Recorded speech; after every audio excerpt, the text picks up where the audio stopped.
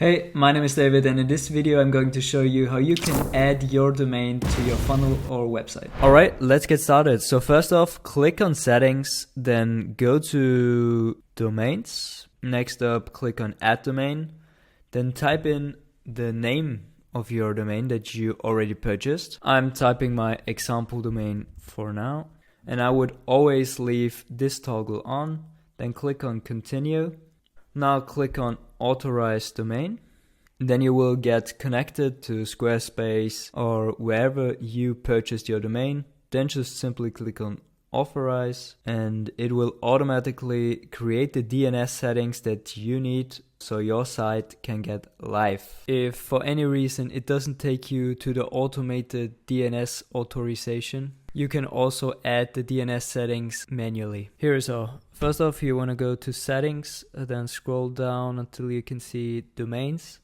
Then click on add, then you're gonna write your domain and click on add record manually. Then when you see this little pop-up, you want to go to your domain provider and log into your account. This could be Cloudflare, GoDaddy, Squarespace, or whatever you use. Once you're logged in, you want to go to the domain that you want to connect to your funnel.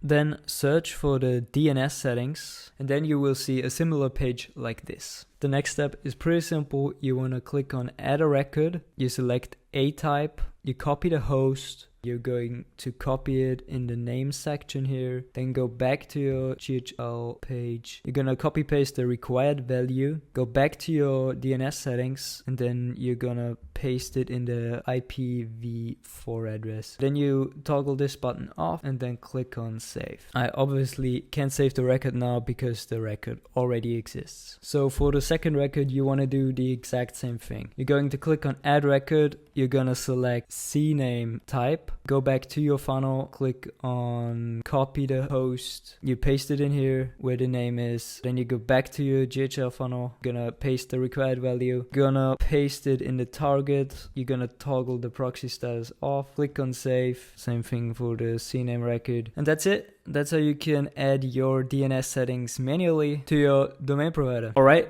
so after a minute or two, you will get this pop-up. Then click on select the funnel that you want the domain to be live. Select the funnel step. And that's pretty much it. Additionally, you can set a default error page, but you don't have to. Then click on link domain. Alright, let's test it out if it worked.